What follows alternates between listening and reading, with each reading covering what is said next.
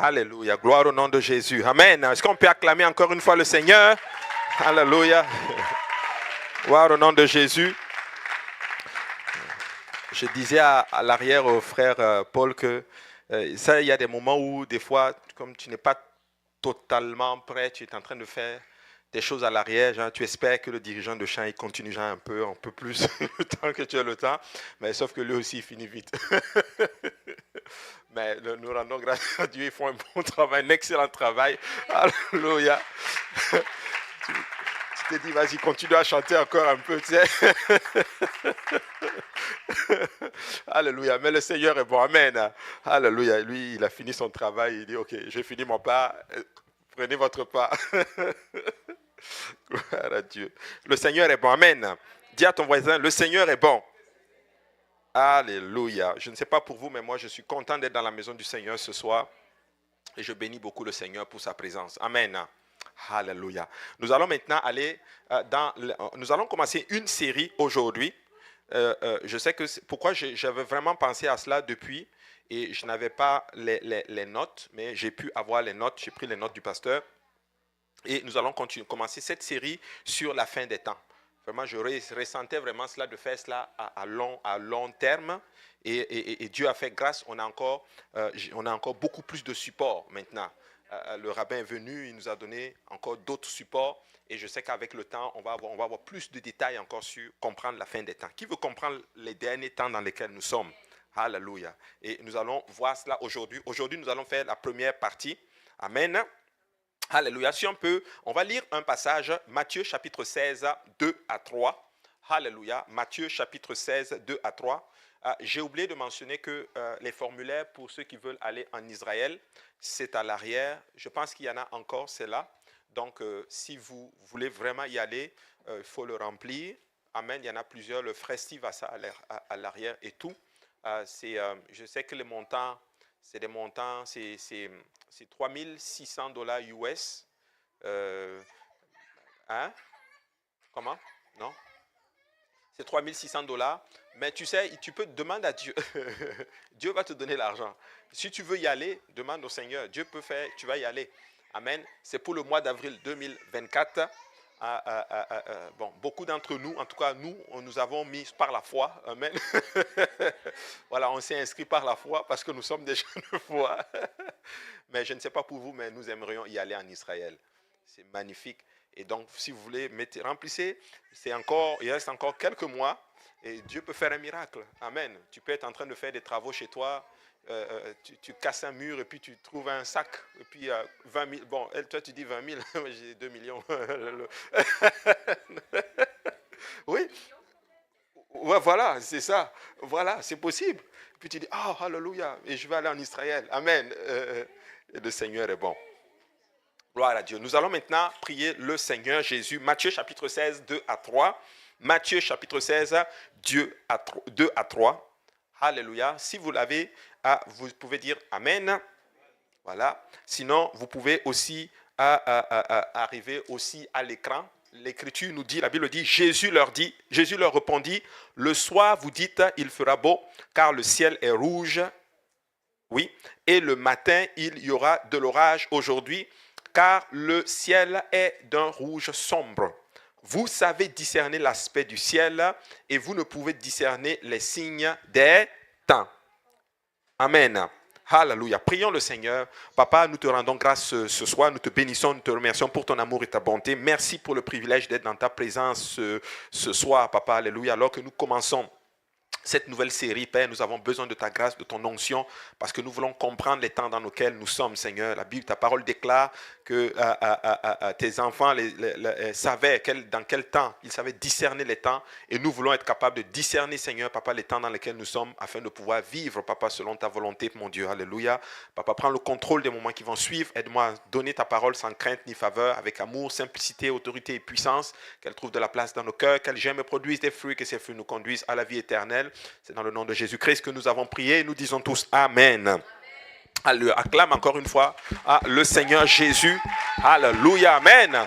Alléluia. Est-ce qu'on peut pousser vers l'éternel?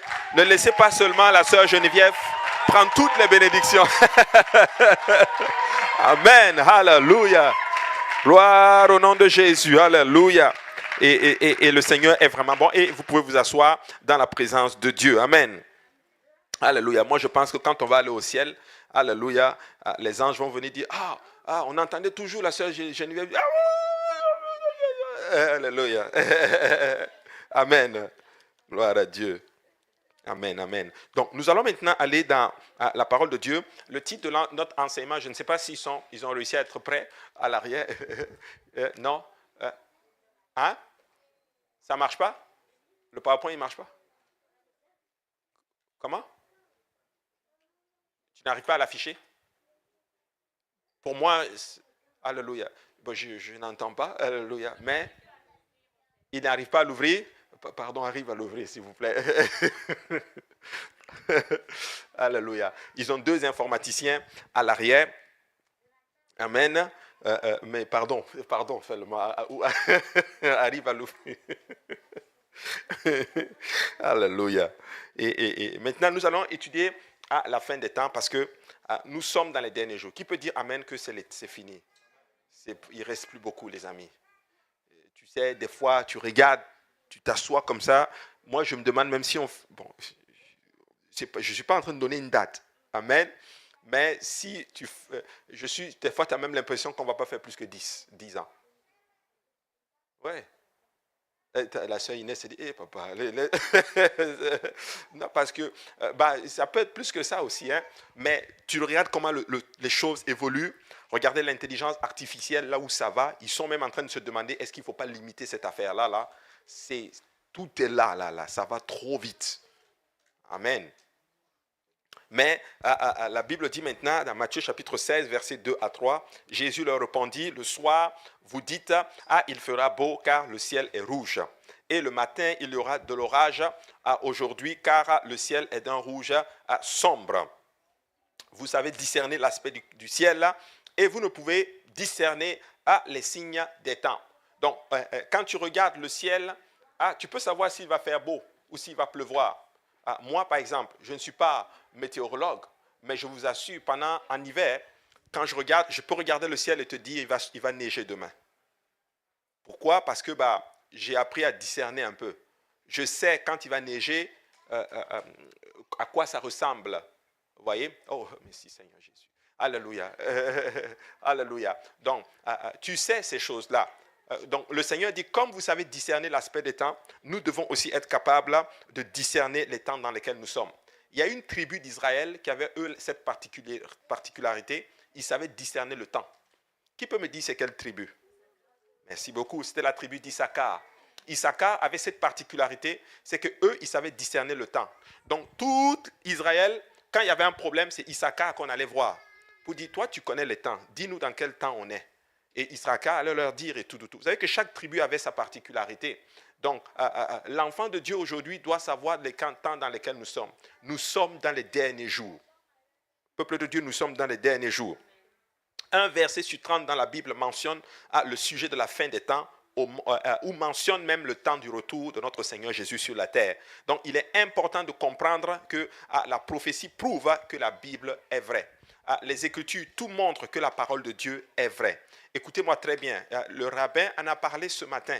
Il a dit que le temps arrive où même les sociologues, ceux qui étudient, ils vont tous croire à un moment donné qu'il y a un Dieu. Alléluia.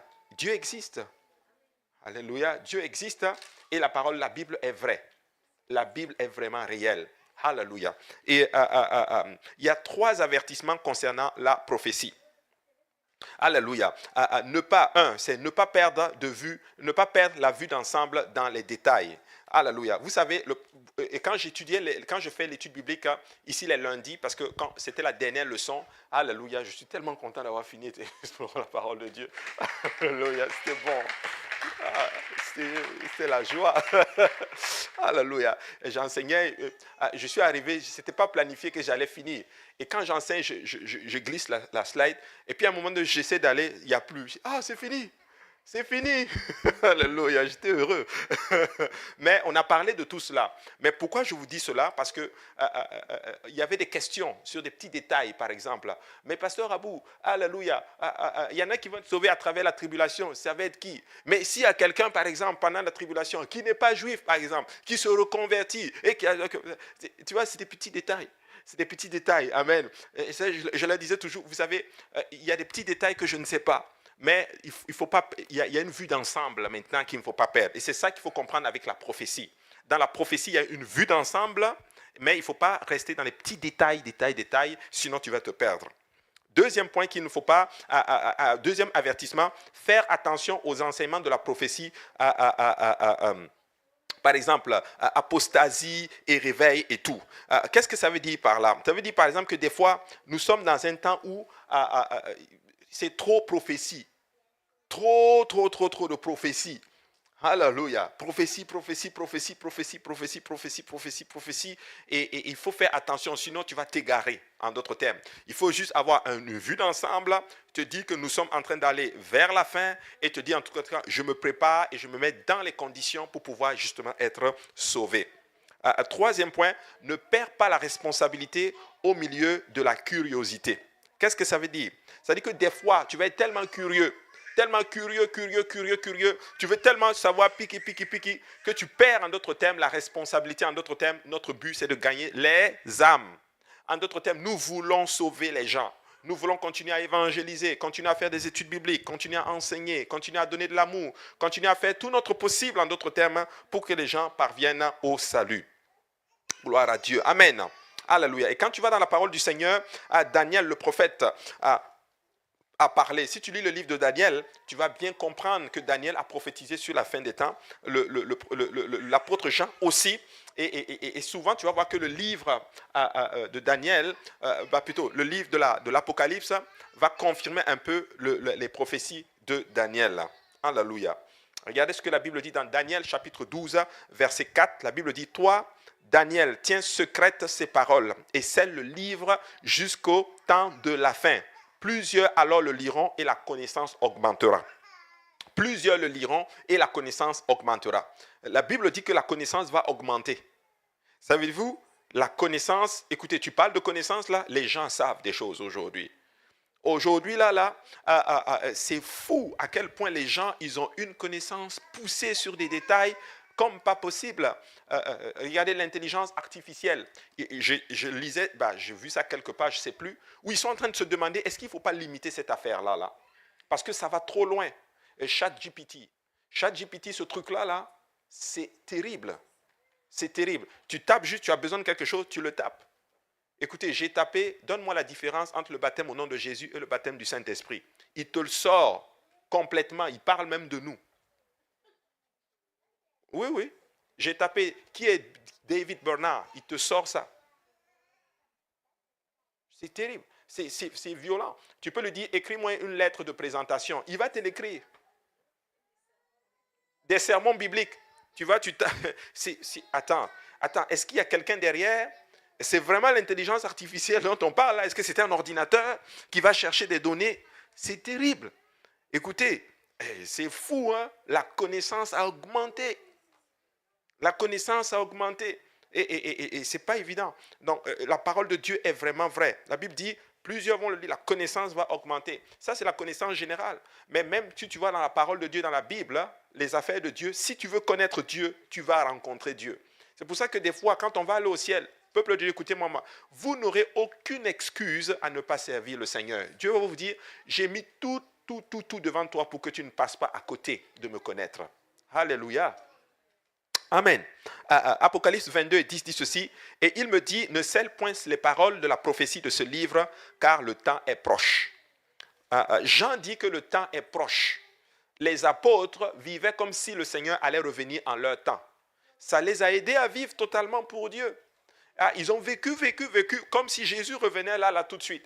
Et nous aussi, on doit vivre de cette façon-là. Nous devons vivre comme si le Seigneur revenait, genre, il va venir, après le service, là, il va revenir là. Amen. Apocalypse 1 dit ceci, révélation de Jésus-Christ que Dieu lui a donné pour montrer à ses serviteurs les choses qui doivent arriver bientôt. Le mot bientôt, c'est le mot takos, qui veut dire qu'ils vont arriver vite, qu'ils vont arriver de façon soudaine. Écoutez, ça va arriver de façon brute.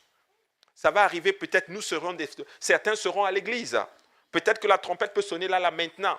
Vous connaissez cette vidéo où le pasteur est en train de prêcher. Il a, en d'autres termes, la Bible dans ses mains comme ça. Il est en train de parler. Puis il disait, le Seigneur peut revenir dans 1 mois. Le Seigneur peut revenir dans 1 semaine. Le Seigneur peut revenir, mais parti. Et quand il a disparu, pouf, le livre est tombé, le micro est tombé. Écoutez, si la trompette sonne aujourd'hui, alléluia, ce micro va tomber, alléluia. Et cette salle doit être vide dans le nom de Jésus-Christ, alléluia. Si la trompette sonne, mon ami, tu dois t'assurer que je suis parti et on n'en parle plus, alléluia. Et tout ça ne va plus compter, tout ce que tu cherchais, ça ne va plus compter, alléluia. Moi, je ne sais pas pour vous, mais c'est une grâce d'atteindre la pleine, j'ai pas envie, cet état où tu vis vraiment que pour ce jour-là, où quand tu arrives à cette place, où je ne dis pas que les choses de ce monde n'ont pas d'importance, où nous sommes des êtres humains, c'est important, mais où tu arrives à cette place où Dieu travaille tellement à l'intérieur de toi, où tu arrives à cette place-là où tu dis, Seigneur, c'est toi seulement qui compte. Ça là, c'est une bénédiction. Alléluia. Amen. Ta cause, ça va arriver soudainement. Que quelqu'un dise soudainement. Et la Bible dit maintenant, et qu'il a fait connaître par l'envoi de son ange à son serviteur Jean. L'apôtre Jean a eu cette révélation-là. Alléluia. Et ça, c'est important. Le langage dans la parole de Dieu, elle est symbolique. Qui a déjà lu le livre d'Apocalypse? Tout lu. Amen. Voulez-vous que je fasse une... Ça, mon tu as déjà lu le livre d'Apocalypse? Ah, c'est bien ça. Alléluia, c'est bien, il connaît des choses, lui. Alléluia. Voulez-vous que je vous fasse une petite confidence? Quand j'ai donné ma vie au Seigneur au début, devinez quel livre j'ai attaqué le premier? Apocalypse, je dis, oh, je suis la confusion. J'ai dit, non. Alléluia. C'était bizarre. Tu vois des coqs, alléluia, tu vois des lions, tu vois des bizarres, tu vois des êtres à des têtes façon là au ciel. Tu dis, mais c'est quoi cette affaire? Mais c'est symbolique. Dis à ton voisin, c'est symbolique. Alléluia. C'est symbolique, c'est des caricatures et tout. Amen. Alléluia. Et donc le langage, il est symbolique, il ne faut pas les prendre de façon littérale. Quand le Seigneur dit, par exemple, quand Jean dit, j'ai vu un lion, après il dit, j'ai vu un agneau. Alléluia, c'est vraiment symbolique. Le lion, ça va symboliser, par exemple, Dieu dans son rôle de juge, et l'agneau, ça va symboliser Dieu dans son rôle de rédemption, en fait. Amen. C'est ça qu'il faut comprendre. Donc, les symboles, ça va te permettre maintenant d'avoir, si tu veux, d'avoir l'information, mais avec aussi de comprendre un peu les émotions. On va essayer de mettre de l'émotion dans les mots et tout. Amen. Alléluia. Maintenant, on va juste faire maintenant une petite caricature. Comme je vous dis, c'est une vue d'ensemble. Donc, le petit détail là que tu veux savoir, mais le Québécois, alléluia, qui a 5 glinglins de meumeux, qui est resté, qui n'a pas passé par l'enlèvement, et qui décide, alléluia, de se convertir. Alors que tu as dit, pasteur Abou, que par exemple, pendant la tribulation, c'est les Juifs qui vont être sauvés. Mais lui, je ne sais pas, c'est le petit détail. Amen. Mais ne perdez pas, c'est une vue d'ensemble. Alléluia. Maintenant, pour comprendre maintenant, nous allons maintenant voir la ligne de temps. Alléluia. Si tu peux maintenant faire un clic, ou est-ce que ma télécommande fonctionne? Non? Ok, ma télécommande ne fonctionne pas. Tu n'as pas voulu que j'utilise ma télécommande, mais que le Seigneur te bénisse. Hein? Ouais. Ouais, j'ai parlé de Jean. Ouais, il ne m'a pas suivi, mais ce n'est pas grave. Alléluia. Voilà. Comment? Hein? Oh là là. Vous avez décidé de me créer des problèmes aujourd'hui. C'est pas grave. Alléluia. Maintenant, mais là, ils ne vont pas comprendre comme ça. Là. Ok, bah, c'est pas grave. Ok? Attends.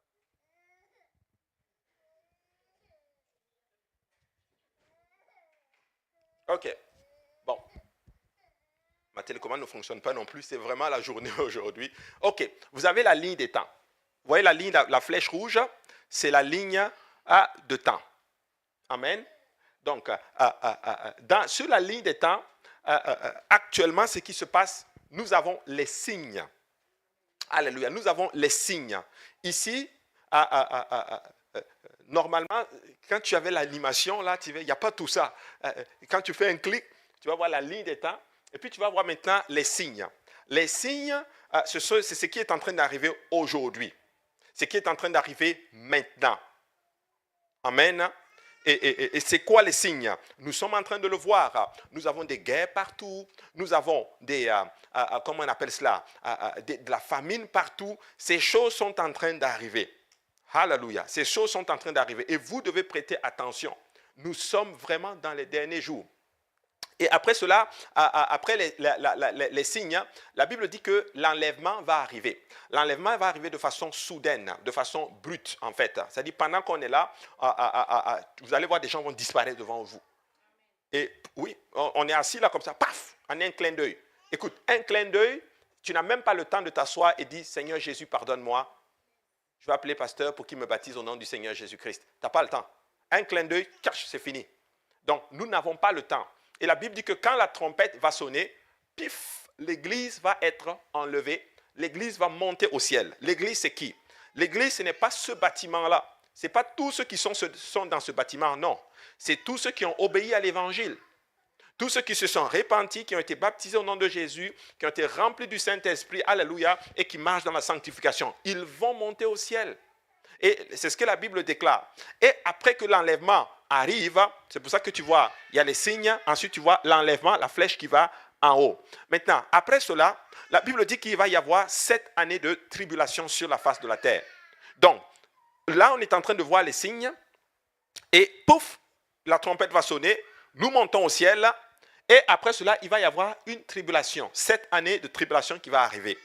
Après les 7 ans de tribulation, la Bible déclare que le Seigneur revient et il va, en d'autres termes, instaurer un règne de 1000 ans, qu'on appelle le millénium ou le millénaire. Donc, pendant 1000 ans, le Seigneur va régner. Et après les 1000 ans, qu'est-ce que le Seigneur va faire? Il va y avoir ce qu'on appelle le jugement du grand trône blanc.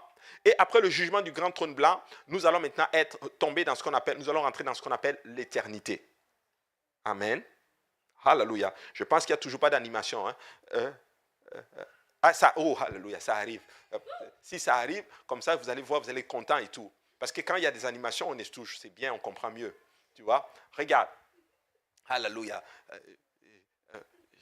J'essaie de trouver le truc que le pasteur faisait ce matin pour que ça arrive et tout, mais ça ne fonctionne pas. Hein? Il faut tourner encore. Alléluia, regarde les jeunes et tout. Donc, c'est un peu cela. Et la Bible dit que quand nous rentrons dans l'éternité, il va y avoir 3 destinations. Il va y avoir la Nouvelle Jérusalem, il va y avoir la Nouvelle Terre, et puis il va y avoir le lac de feu. C'est les 3 destinations qui vont y arriver. Maintenant, pour t'aider à bien comprendre les choses, les signes là, ça arrive maintenant. C'est pour ça que tu vois, les signes, c'est écrit maintenant. L'enlèvement, c'est pour bientôt. Amen. La tribulation va durer 7 ans. C'est des petites clés pour t'aider à retenir. Et le millénaire va durer combien de temps? 1000 ans.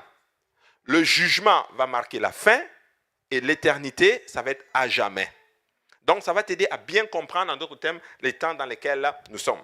Donc, au cours des prochaines semaines qui vont suivre, nous allons étudier les signes, on va étudier la tribulation, on va étudier on va faire plusieurs leçons, comme ça vous allez comprendre le tout.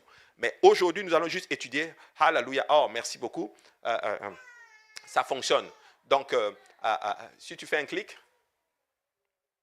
allez.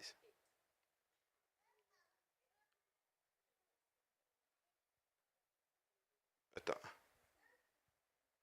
Ouais, là tu es, voilà. Donc, je recommence, ça c'est la ligne des temps. Alléluia.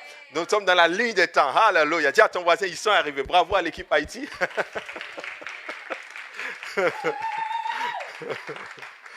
donc, ça, c'est la ligne des temps. Amen. Ensuite, nous sommes actuellement en train de voir les signes. Alléluia. Donc, tu fais ton clic. Alléluia. Actuellement, nous sommes en train de voir les signes. Donc, pour te dire, fais attention, dis à ton voisin, fais attention. Amen, c'est la ligne des temps. Ensuite, les signes. Ensuite, après les signes, piouf, l'église va monter au ciel. Oh, regardez-moi ça. N'est-ce pas beau? Alléluia. Dis à ton voisin, je veux te voir monter. Écoute, tu sais, quand ça va monter là, tu vas voir des Chinois, tu vas voir des Haïtiens, des Camerounais, alléluia, des Burkinabés, des Québécois, alléluia. Tu vois, des comment? Des Colombiens, alléluia, merci Seigneur. Nous allons voir tout le monde, des Blancs, des Noirs. Et c'est là que tu vas voir que l'Église de Christ est juste waouh. Et tu vas être là, probablement, je ne sais pas, sœur Inès, tu vas te tourner, tu vas dire, hey, maman Inès, ouais, merci, alléluia, tu es arrivé. Et maman Inès dit, hey, maman Inès, on est arrivé, ouais, on a galéré sur la terre. C'était pas facile de marcher pour le Seigneur, mais ouf, on y est arrivé, top shape, alléluia. On va être content. Alléluia. Vous allez voir tel frère, telle soeur en train de monter. Tu vas dire, hé frère tel. Non, champion mon ami. Vraiment, j'avoue, la vérité, honnêtement, tu m'as rendu la vie dure sur la terre. Je suis content quand même de te voir là. Alléluia. Écoute, on va être heureux. Amen. Après cela, qu'est-ce qui va se passer?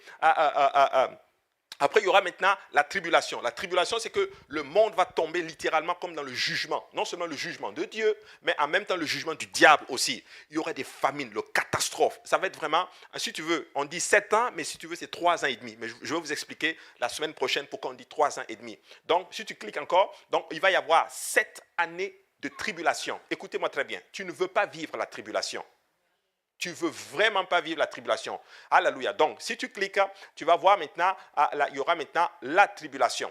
Après la tribulation, maintenant, la Bible dit qu'après les 7 années de tribulation, l'Église qui était partie avec le Seigneur va revenir avec le Seigneur.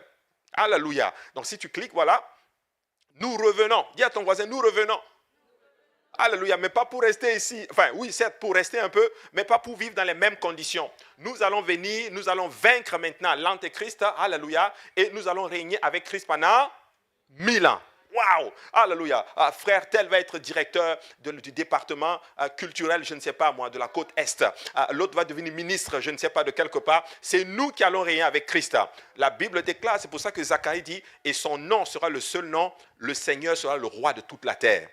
Zacharie a prophétisé cela. Jésus va être le roi et il va avoir d'autres thèmes des ministres. Et ça va être vous et moi. Alléluia, amen. Ça va être magnifique pendant 1000 ans. La Bible dit que pendant cette période, le diable va être enchaîné. Il n'y aura plus de diable. Ça va être le meilleur système politique. Le Seigneur va montrer à l'homme que vos systèmes politiques que vous avez tentés ne fonctionnent jamais. C'est mon système qui fonctionne. Tu sais, l'homme a tout fait pour essayer de bien gérer la cité. Ils ont mis en place le communisme. Le communisme n'a jamais... Ça n'a jamais rien donné. Ils sont venus avec le socialisme. Absolument rien. Avec le capitalisme, ça ne vient pas. Socio-capitaliste. On essaie toutes les formes, le patriarcat, toutes les formes de gouvernance politique pour essayer de gérer la cité, mais il y a toujours une faille. Il n'y a aucun système humain qui peut, en d'autres termes, faire sauver une nation, à part le système divin. Christ va nous montrer 1000 ans, pendant 1000 ans, que c'est mon système. Alléluia. Peuple de Dieu, écoutez-moi bien. Si vous allez vivre pour Dieu, vous allez avoir le meilleur des systèmes. Alléluia. Il n'y aura pas de pauvres, il n'y aura pas d'injustice. Amen. Écoutez, vous êtes dans un pays comme le Canada, on dit, oh, c'est mieux que d'où on vient. Et tout. Mais même ici, le système n'est pas parfait. Vrai ou faux? Ouais. Ce n'est pas parfait. Donc, après 1000 ans maintenant, la Bible déclare qu'il va y avoir ce qu'on appelle le jugement du grand trône blanc. Il va y avoir un jugement et Dieu va juger tous les hommes de la terre.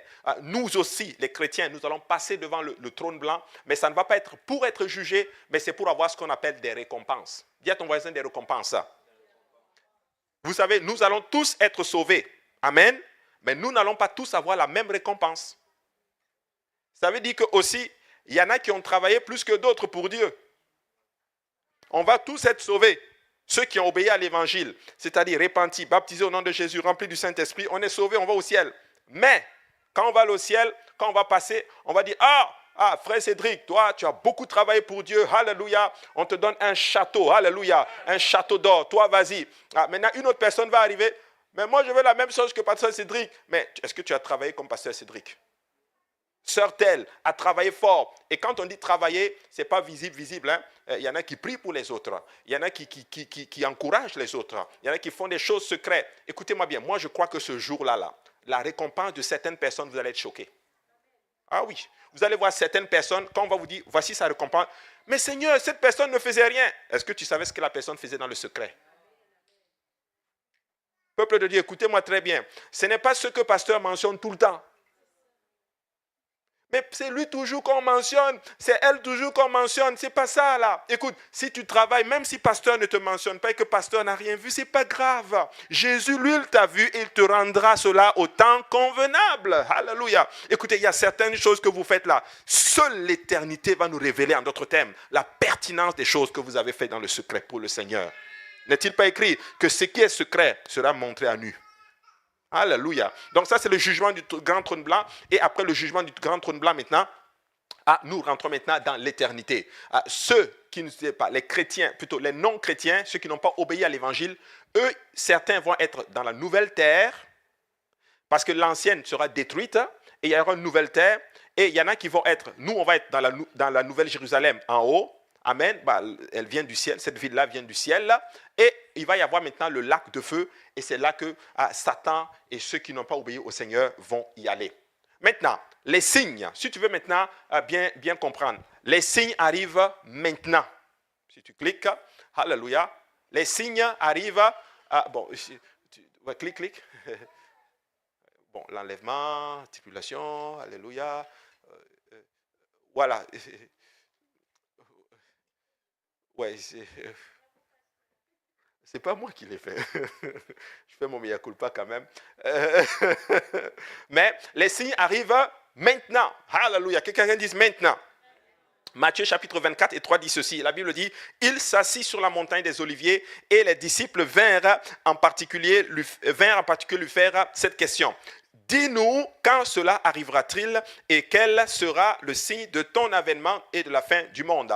Même les apôtres eux-mêmes voulaient savoir, dis-nous, c'est quand l'avènement, ton avènement. Et Jésus a pointé avec précision une génération qui va vivre une période rapide des événements stupéfiants qui vont culminer, en d'autres termes, son retour. Regardez ce que le Seigneur dit dans Luc 21, versets 31 à 33. Il dit ceci, « De même, quand vous verrez ces choses arriver, sachez que le royaume de Dieu est proche. Je vous le dis en vérité, cette génération ne passera point que tout cela n'arrive. Le ciel et la terre passeront, mais mes paroles ne passeront point. » Le Seigneur est en train de dire ceci, qu'il y a une génération qui va voir son retour.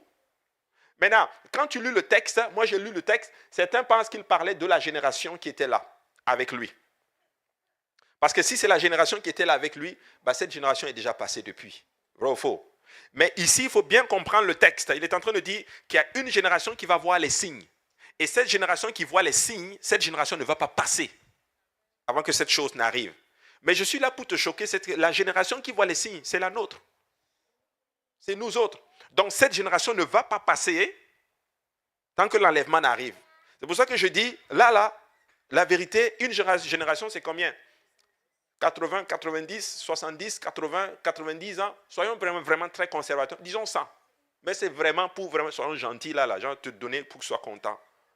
Mais la Bible dit que c'est quoi, 80, 70, 80 ans? C'est des psaumes qui parlent de cela, non? Oui, une génération, ce n'est pas long. Mais si c'est notre génération qui sont en train de voir cela, ça veut dire que quoi? Il reste combien de temps? Si tu as 40 ans là, il ne reste plus beaucoup. Hein? Et la génération, en d'autres termes, et ceux qui ont déjà 60, 70 ans là, écoutez, tout est accompli. Et quand tu vas dans la parole de Dieu, toutes les prophéties qui retiennent le retour du Seigneur sont déjà accomplies. Peuple de Dieu, écoutez-moi très bien. Il ne faut pas tomber dans le piège du diable. Nous sommes à la fin des temps. Jésus revient bientôt. Alléluia. Et la Bible dit maintenant, il dit, le ciel et la terre ne passeront point, mais mes paroles ne passeront, mais mes paroles ne passeront point. Les signes sont comme les douleurs de l'enfantement. La fréquence et l'intensité des douleurs augmentent comme l'heure de la naissance, quand l'heure de la naissance est proche. Y a-t-il des femmes enceintes ici? Non. Mais s'il y a une femme enceinte ici, tu comprends ce que ça veut dire. Quand les douleurs commencent à se rapprocher, tu comprends que c'est proche. Vrai ou faux? Et quand tu es enceinte là, au début, tu as des contractions, mais les contractions ne sont pas rapprochées. Vrai ou faux? Je connais un peu. Mais quand les contractions commencent à être proches, tu comprends que bébé est proche. Bébé est là. Et c'est important de comprendre ces choses-là. Je conseille toujours aux couples qui sont enceintes, quand tu commences à atteindre 8 mois, 9 mois, et que les contractions commencent à se rapprocher, fais le sac de la layette, mets ça dans la voiture, au cas où on ne sait jamais. Si ça déclenche quelque part au métro, alors que tu es en train de faire des courses, pouf, le lait est déjà prêt, tu t'en vas à l'hôpital directement. Quelqu'un doit préparer son sac ici. Alléluia. Parce que nous sommes à la fin des temps. Les choses se rapprochent. Écoutez-moi bien. Des tremblements de terre partout. Les signes se rapprochent. C'est la preuve comme quoi c'est la fin. Romains 8 et 22 dit ceci. Or, nous savons que jusqu'à ce jour, la création tout entière soupire et souffre les douleurs de l'enfantement. Et ce n'est pas elle seulement, mais nous aussi qui avons les prémices de l'esprit, nous aussi, nous soupirons en nous-mêmes en attendant l'adoption, la rédemption de notre corps. Paul explique aux Romains que lui-même, il soupire et il attend ça. Il attend la rédemption de son corps spécifiquement. Il attend d'autres termes. Il sait que son corps va être, si son corps passe par la mort, mais il attend la rédemption. Il attend que ce corps soit transformé et devienne un corps glorifié. Parce que c'est ce que la Bible dit. Quand la trompette va sonner, alléluia, quand l'église va monter, nous allons être changés. Amen. Le corps que tu as là, il va être un corps glorifié. C'est un corps qui ne tombe pas malade, qui ne se fatigue pas. Alléluia. Oui. Tu sais, je ne sais pas si c'est juste moi, mais tu sais, quand tu es plus jeune, tu as de la vigueur, il y a un sentiment d'éternité en toi. Tu as l'impression que tu ne vas jamais mourir. Mais plus le temps avance, ton corps s'affaiblit un peu. Alléluia, tu dis, oh, mais là, je comprends que je prends un peu d'âge quand même, là. Je change un peu, je ne suis plus mobile comme avant. Mais c'est ça. Mais nous allons avoir un corps glorifié, un corps qui ne se fatigue pas. Matthieu 24, 4 à 14 dit ceci. Jésus leur répondit. Alléluia. Quand les apôtres ont demandé au verset 3 de Matthieu 24, quels seront les signes, dis-nous quand cela arrivera-t-il et quels seront les signes de ton avènement. Au verset 4, le Seigneur dit ceci. Le Seigneur leur répondit, et c'est quand même assez surprenant que le Seigneur réponde de cette façon-là, quand ils ont demandé les signes. Le Seigneur répondit, prenez garde que personne ne vous séduise. Ça veut dire que dans les derniers jours, il va y avoir de la séduction. Oui. Vous savez c'est quoi la séduction? La séduction, c'est amadouer quelqu'un, l'amener en d'autres termes par de la flatterie, par des choses, et tirer un plaisir de la personne et laisser tomber la personne. C'est ça, séduire. Tu vois? C'est comme par exemple, une personne voit quelque chose chez quelqu'un, la personne veut la chose, et la personne va utiliser des ruses, des moyens pour essayer de t'amener en d'autres termes à voir ce qu'il veut. Il ne faut pas être séduit. Il dit que dans ces derniers jours, il y aura de la séduction. Il dit car plusieurs viendront sous mon nom. Plein de personnes viendront sous le nom de Jésus, mais ce ne sont pas des bonnes personnes. Peuple de Dieu, écoutez-moi très bien. Je ne suis pas là pour dire tout et tout, mais pour dire que dehors, vous devez faire attention. Ce n'est pas tout le monde qui se dit de Dieu qui est de Dieu. Amen. Alléluia. Et il dit maintenant, ils viendront sous mon nom disant, c'est moi qui suis le Christ. Regardez bien. Et ils séduiront beaucoup de gens. Et ils séduiront peu de gens. Non, mais beaucoup de gens. Écoutez, ce n'est pas que nous ne voulons pas la foule. Nous voulons la foule. Mais vous savez quoi? Ce n'est pas la foule qui détermine la véracité de quelque chose. Ce n'est pas parce qu'il y a beaucoup de gens que ça veut dire que c'est vrai. Amen. Tu serais même des fois choqué que là où il n'y a pas beaucoup de gens, c'est là que c'est vrai. Amen. N'allez pas dans un endroit parce qu'il y a beaucoup de gens. Allez dans un endroit parce qu'on prêche la parole de la vérité. Que quelqu'un dise gloire à Dieu. Amen. Alléluia. Et qu'est-ce qu'il dit maintenant? Vous entendrez parler de guerre et de bruit de guerre. Est-ce que je suis en train de... C'est pas moi, c'est la parole de Dieu. On entend, il y a tellement de guerre aujourd'hui. Alléluia. Gardez-vous d'être troublés car il faut que ces choses arrivent. Mais ce ne sera pas encore la fin. Ce sont les signes. Amen. Il dit, une nation s'élèvera contre une nation et un royaume contre un royaume et il y aura en divers lieux des famines et des tremblements de terre. Tout cela ne sera que le commencement des douleurs. Donc, il compare cela aux douleurs de l'enfantement. C'est ça qui va arriver. Écoute, il y a des tremblements de terre partout. Parlons d'Haïti par exemple, des tremblements de terre dans ces pays, dans les pays en Afrique, va dans les pays de l'Asie, des tremblements de terre, des inondations, des tsunamis qui arrivent. Tu te dis, mais finalement, c'est terrible. Je me rappelle quand j'étais tout petit, c'était très rare d'entendre qu'il y avait une catastrophe naturelle qui arrivait comme cela. Mais plus je grandis, plus les catastrophes naturelles se rapprochent. Et la dimension et la puissance des tremblements de terre est tellement intense, c'est terrible. C'est les douleurs de l'enfantement. Alléluia. Et la Bible dit au verset 9, alors on vous livrera au tourment. On vous livrera au tourment et l'on vous fera mourir. Et vous serez haïs de toutes les nations à cause de mon nom. Tu sais, à cause du nom de Jésus, la Bible dit qu'on va être haïs. Des fois, parce que tu as choisi le Seigneur Jésus-Christ, tu vas perdre des relations. Les gens vont te trouver bizarre. Tu vas perdre des gens vont te dire, oh, toi là tu perds ton temps, vieux jeu, oh, vous avec votre religion, vous êtes dans une secte. C'est correct, tu sais, je suis tellement vacciné par ça maintenant là, que honnêtement au début ça m'affectait beaucoup.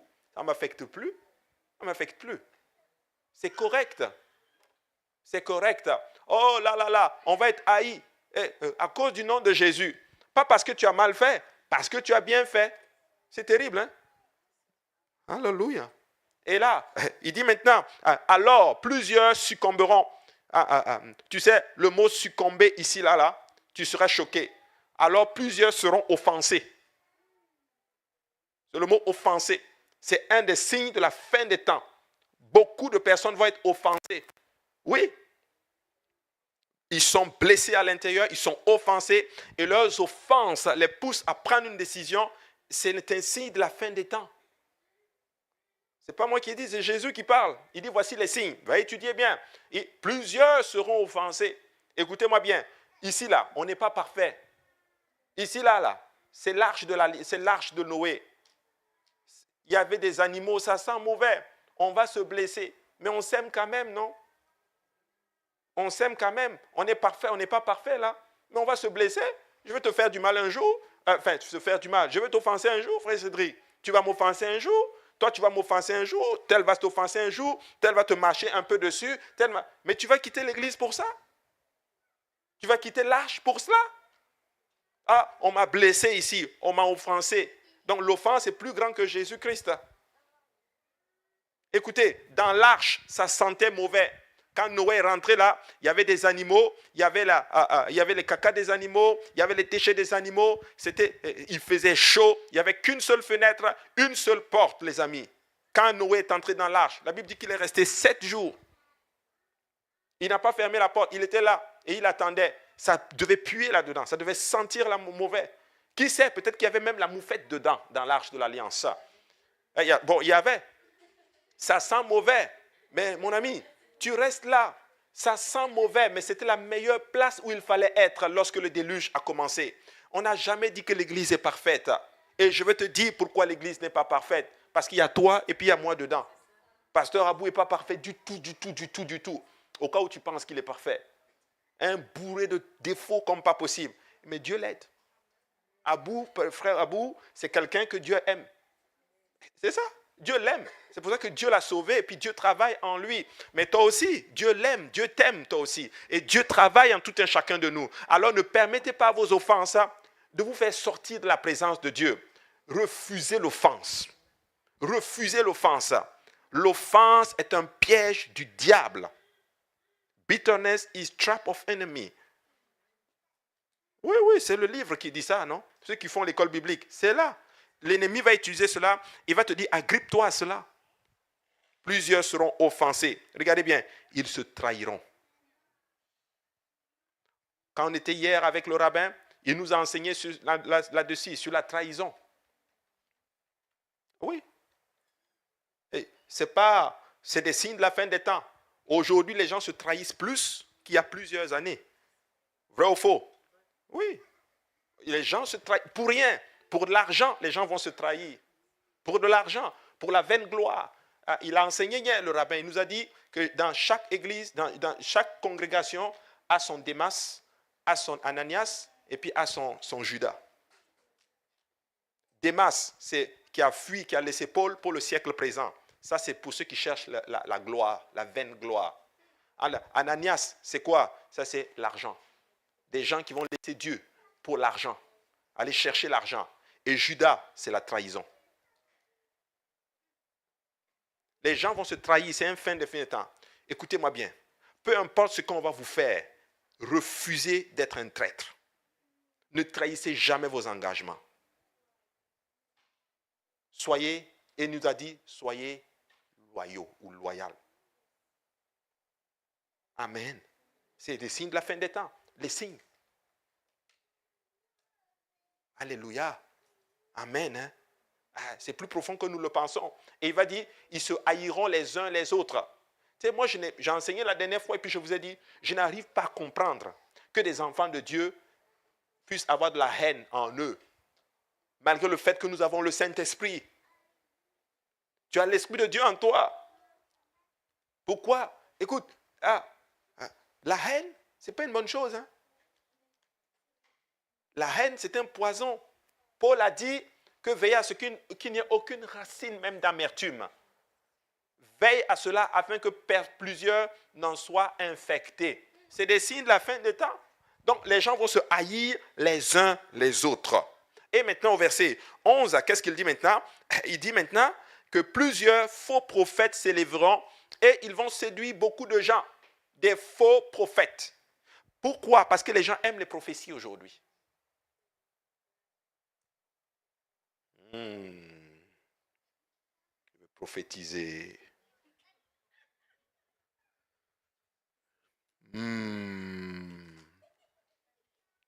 Alléluia. Le Seigneur me dit. Là, parce que quand tu la regardes comme ça, tu sondes. C'est une jeune fille qui a peut-être quoi? 12, 13 ans. Ok, alléluia. Elle veut peut-être des chaussures, des Barbies. Tu vas avoir 4 Barbies. J'amène ça vraiment très bas pour que tu comprennes que c'est un peu de la psychologie en fait. Je ne dis pas qu'il n'y a pas l'esprit de voyance, qu'il n'y a pas l'esprit il n'y a pas de paroles de connaissance. Ce n'est pas ça que je dis. Mais des fois, souvent, en tout cas, je parle des faux prophètes, ils connaissent bien la psychologie de l'être humain. Ils savent regarder quelqu'un et voir quelle est l'aspiration de la personne. Vrai ou faux? Yes. Tu sais, je ne comprends pas ces choses. Moi, je ne suis pas ça là. Mais j'ai juste un exemple. Je peux regarder. Le problème, c'est que je ne veux pas prendre l'exemple de quelqu'un pour que la personne dise que je te vise. Non. Par exemple, je prends Sœur Claudette. Je peux regarder Sœur Claudette comme cela. Et puis, avec un peu de psychologie, je peux dire, c'est une personne qui aspire à cela. Tu vois, elle aspire à avoir, par exemple, je ne sais pas moi, une carrière, par exemple. Je sais là où vous voulez que j'aille, mais je ne veux pas aller là-bas. Alléluia. Je sais, je ne veux pas aller là-bas.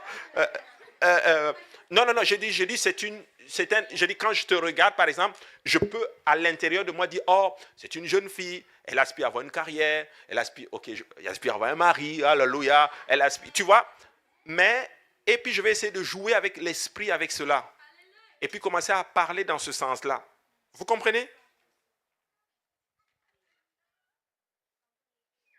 Maintenant, je n'ai pas dit que ce n'est pas des choses réelles, non. Dieu parle dans ces domaines-là. Mais il y a beaucoup de faux prophètes aussi. Faites attention. C'est tout ce que j'ai dit. Écoutez-moi bien. Priez qu'on vous guide dans les voies de Dieu. Qu'on vous encourage à rester avec Jésus. Alléluia. Verset 12 maintenant. Qu'est-ce qu'il dit?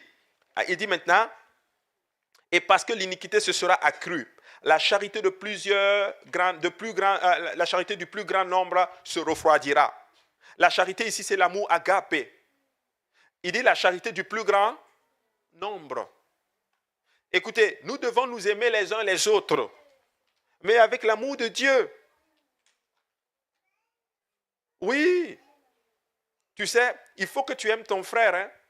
Tu l'aimes tellement que tu ne vas pas faire du mal à ton frère ou à ta soeur. L'amour s'est refroidi. Ce n'est plus comme avant.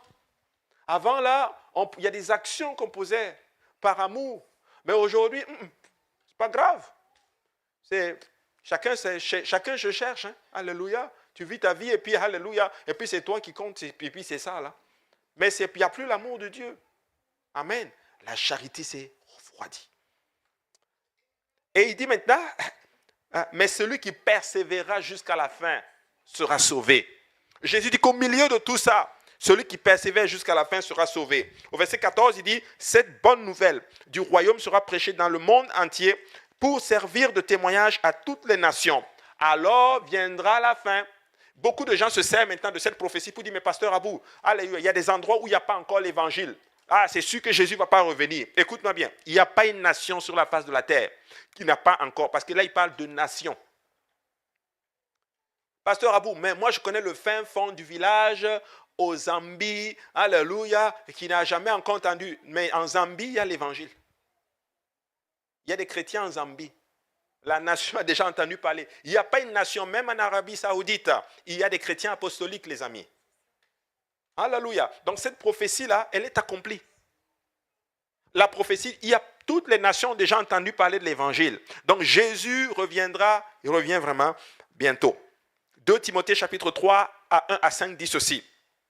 Sache que dans les derniers jours, il y aura des temps difficiles, car les hommes seront égoïstes. Ah, ça c'est les signes des fins des temps. Égoïste. C'est quoi égoïste? Moi. iPhone, iPad, iMac, iWatch. Alléluia. Tout est c'est à moi. C'est moi. Alléluia. Moi, c'est à moi. C'est pas à toi, c'est à Dieu. Dieu peut te l'enlever. Alléluia. Tout est moi. Égoïste. Regardez bien. Oh, celle-là, tu vas l'aimer. Ami de l'argent. Alléluia. Est-ce qu'il y a des gens qui aiment l'argent ici? Lève un peu ta main, s'il vous plaît. J'ai des méga sanctifiés. Ils vont dire, hey, non, moi là, j'aime pas l'argent. Hein. Moi, je n'aime pas l'argent. Amen. Hein? C'est pas un problème d'aimer l'argent. Mais il ne faut pas que tu sois ami de l'argent. Il ne faut pas que tu aies l'amour de l'argent. C'est ça qu'il est en train de dire. Nous avons besoin d'argent pour faire le travail de Dieu, pour bien vivre, pour payer nos factures. Oui, tes factures ne vont pas être payées. Tu ne vas pas te lever le matin et puis tu appelles Hydro-Québec et puis Hydro-Québec dit non, c'est payé. Ce n'est pas comme ça là. Tu vas devoir travailler. C'est comme l'enfant qui a dit à son papa, papa, s'il te plaît, est-ce que tu peux nous acheter ça? Et puis son papa lui dit, mais non, mon fils, pas aujourd'hui parce que je n'ai pas d'argent. Et puis son fils lui dit, mais papa, il suffit juste de prendre ta carte là, tu la mets et puis c'est fait. Et il ne sait pas que non, en fait, il faut d'abord mettre de l'argent pour que la carte puisse bien fonctionner. Et tu vois, ce n'est pas comme ça là. On a besoin d'argent. Mais le Seigneur, Paul dit ici que les gens seront amis de l'argent. Ça dit que, écoutez pas bien, il y a un esprit derrière l'argent qu'on appelle mammon. Ne vous laissez pas posséder par cet esprit. Il y a des gens, pour l'argent, ils sont prêts à tout. Et il y a des endroits que même pour $50, ils sont prêts à tuer quelqu'un. Pour $50, ils sont prêts à trahir leur relation avec Dieu. Pour $50, ils sont prêts à laisser Dieu littéralement. Pour de l'argent, ils sont prêts à tout détruire. Amen. Dieu est plus que l'argent. Alléluia. Il dit maintenant fanfaron. Fanfaron, c'est du fanfaronnage, du n'importe quoi. On fait du tapage pour rien, du bruit seulement là. Amen. Dans les derniers jours, hautain. Amen. Tu vas voir sur YouTube, il y a des cours. Voici des cours pour ne pas te laisser dominer. Ouais. Des cours, en d'autres termes, pour qu'on te fasse, pour qu'on te respecte. Ils vont même te dire, quand tu salues, regarde la personne en face. Ne baisse pas les yeux. Et j'appelle cela, je sais, j'ai étudié tout ça. Le langage corporel. Ouais. Oui. Dans les politiques, les politiciens, étudie-les, tu vas voir, le langage corporel. Ils disent quand tu marches, sois bien, sois tout, sois fort, sois tout, parle comme cela. Et puis ils disent même des fois que la bataille se gagne déjà dans le langage corporel. Je vais vous dire une chose. Vous pouvez aller faire tout ça. Mais dans le royaume de Dieu, là, c'est l'humilité qui t'élève. Oui. Hautain, c'est très subtil. Amen. Dans le monde, on va te dire non, c'est celui qui gagne l'argument qui gagne. Impose-toi. Et on le voit dans nos couples. On va dire à la femme, impose-toi. Oui. Moi, je parle avec des gens. Elle me dit, ah non, non, non, tout, mais ceci, c'est cela, c'est cela. Je dis, mon ami, toi, tu veux faire ta volonté ou tu veux faire la volonté de Dieu? Je vous dis, moi, je sais de quoi je parle. Quand tu as l'impression qu'on est en train de te piétiner là, je te garantis, Dieu va t'élever, Dieu va tirer ton épingle du jeu. Moi, je sais de quoi je vous parle.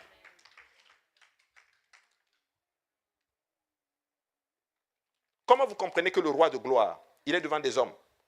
On le maltraite, il ne dit rien. Paul dit que dans les derniers jours, les gens seront hautains. On ne peut pas, moi, me faire ça. Mais toi, tu es qui?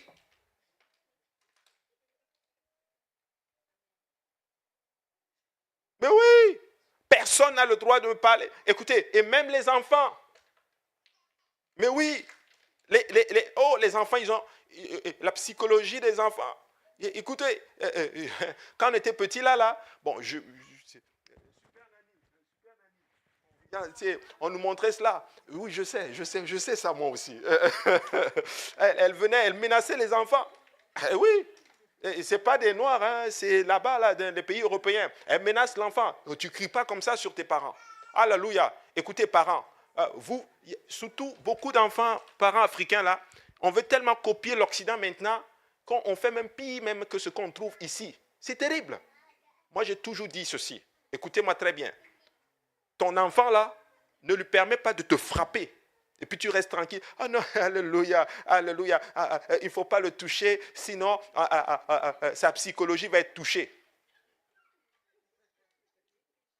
Nous là, psychologie, pas psychologie, on t'a bien donné ça. Oui, on nous a bien corrigé. Et on nous a bien corrigé. Même aujourd'hui, tu sais c'est quoi le respect.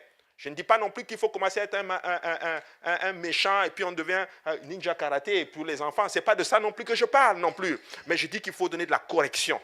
Il faut discipliner, que nos enfants deviennent des gens honnêtes, pas des gens hautains, pas des gens orgueilleux. Écoutez, de toute façon, sois orgueilleux si tu veux. Dieu résiste aux orgueilleux. Et il fait grâce aux humbles. Amen.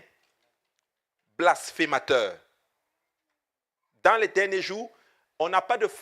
C'est simple aujourd'hui, insulter le divin, vous vous rendez compte, ça passe comme de l'eau. Des blagues, littéralement, sur le sacerdoce, et ça ne fait aucun... Et puis, ce n'est pas un problème. Moi, je me rappelle, dans les années, il y a quelque temps, les gens avaient même peur de dire Dieu. Ils avaient peur. Aujourd'hui, ici, vous savez, on utilise même un terme comme un juron. Je ne veux pas le dire ici. En d'autres termes, je parle d'ici pour que vous compreniez. Tout ça pour parler parce qu'ils ont été déçus. Blasphémateurs. Blasphémie, ça veut dire ceci, aller contre le sacré. Oui. Peuple de Dieu, écoutez-moi très bien. Nous devons honorer le divin. Tout ce qui touche à Dieu donne de la révérence à cela. Alléluia. Amen. Blasphémateur. Il dit ceci, rebelles à leurs parents. Oh. Rebelles à leurs parents. Savez-vous que sous un zèle incontrôlé, nous pouvons être rebelles à nos parents? Je n'ai pas dit qu'on accepte ce quand c'est hors de la volonté de Dieu, non. Mais nous pouvons honorer et respecter, restant sur les voies de Dieu, sans pour autant être rebelles. C'est puissant. Peuple de Dieu, écoutez-moi bien. Il n'y a que 3 catégories de personnes qui peuvent parler sur ta vie et puis la chose va arriver. Le premier, c'est Dieu. Le deuxième, c'est qui? Tes parents. Et le troisième, c'est qui? C'est toi-même. Ouais. Vrai ou faux? Pas le diable.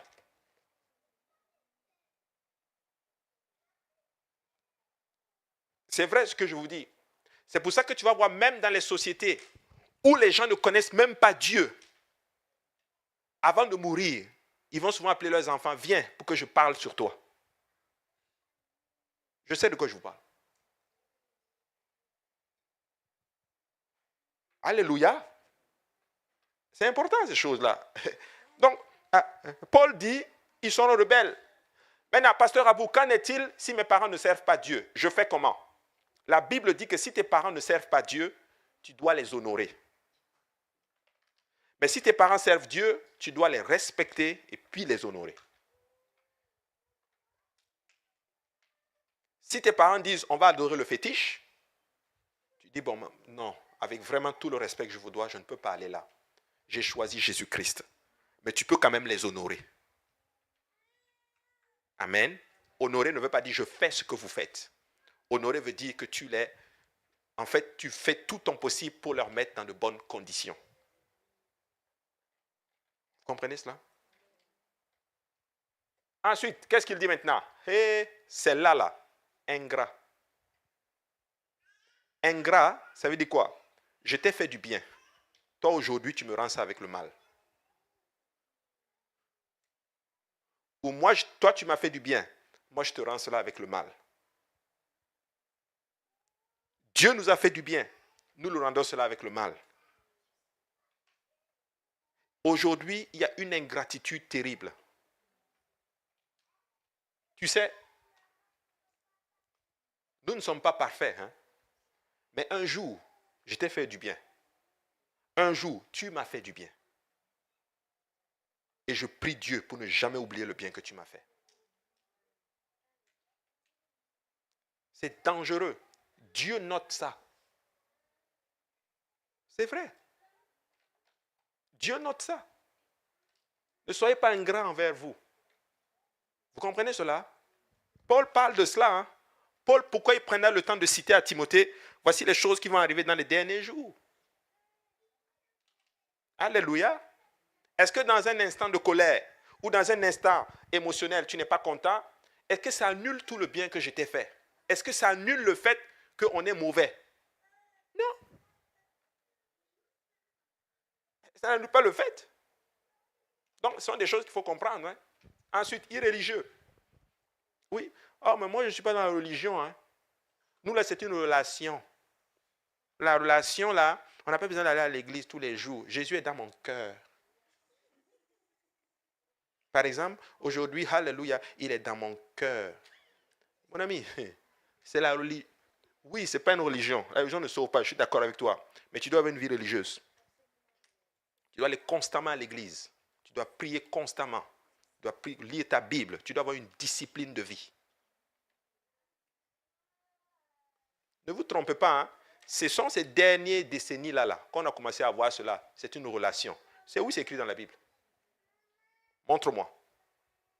Où c'est écrit que c'est une relation avec Christ? Montrez-moi. Je n'ai pas dit que c'est faux. Hein?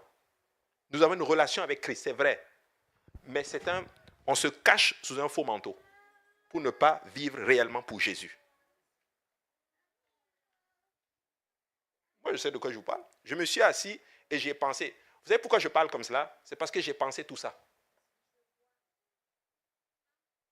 Parce qu'à un moment donné, moi aussi, je me suis assis. Je dis, mais j'ai une relation. Est-ce qu'il faut aller à l'église tout le temps? Mon ami, tu dois être à l'église. Mon ami, tu dois prier constamment. Mon ami, tu dois prier tous les jours. Mon ami, tu dois parler à Dieu. Tu dois lire ta Bible. Tu dois avoir une vie, en d'autres termes, qui est réglementée. Ne vous laissez pas tromper. Mais oui, comment un sportif, pour gagner la compétition, se donne une discipline. Il va et il gagne la compétition, il devient le meilleur. Et nous, en tant qu'enfants de Dieu, comme c'est Dieu, c'est une religion. Enfin, Paul dit irréligieux.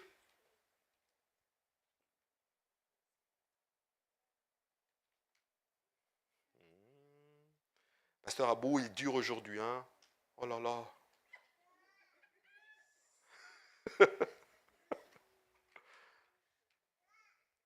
Moi, je veux aider le peuple de Dieu. Je veux m'aider, je vais aider le peuple de Dieu. Vous savez pourquoi je prêche comme ça? Parce que moi aussi, je galère. Je galère pour garder ma relation avec Dieu. Mais Paul a dit à Timothée, prêche. Parce qu'en prêchant, tu vas te sauver, toi, et tu sauveras ceux qui t'écoutent. Et regarde, c'est pas fini. Qu'est-ce qu'il dit maintenant? Ouais, il dit, j'ai bientôt terminé. Ah là là, oh là.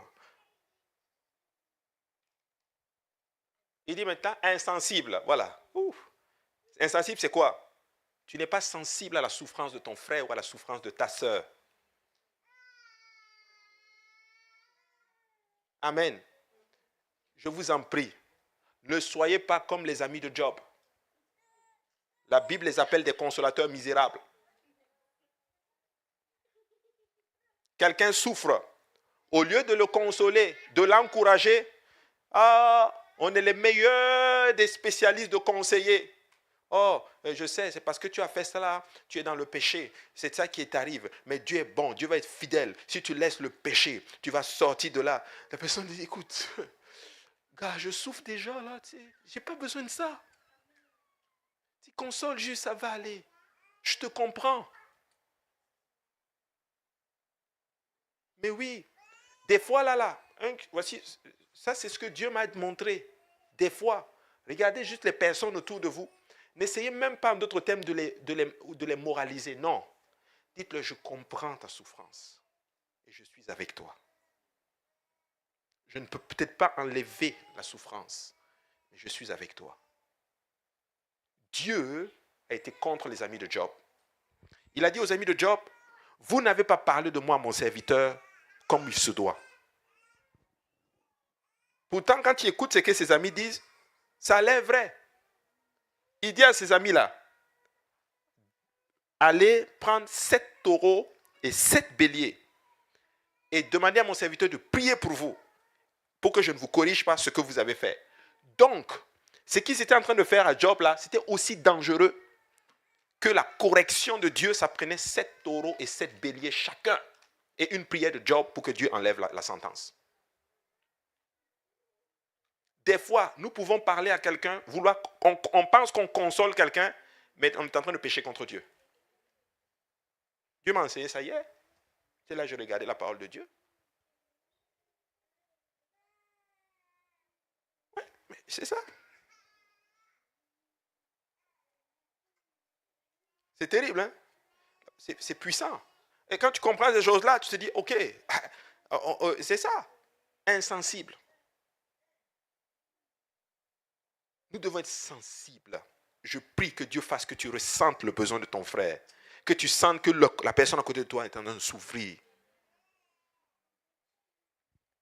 Déloyaux. Déloyaux, c'est le manque de fidélité. Écoutez-moi, je vais être honnête avec toi. Moi, j'enseignais ces choses-là quand je n'étais pas pasteur, c'est correct, ça passait. Mais aujourd'hui que je suis pasteur, quand j'enseigne ces choses, on pense que non, pasteur Abou, tu veux mettre les gens derrière toi. Je vais te dire ça là, la cache direct. Moi là, mettre les gens derrière moi, ça ne m'intéresse pas du tout. Ce n'est pas moi qui vais t'envoyer au ciel.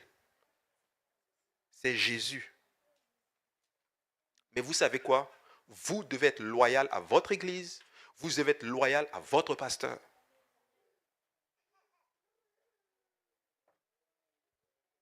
Je sais de quoi je vous parle.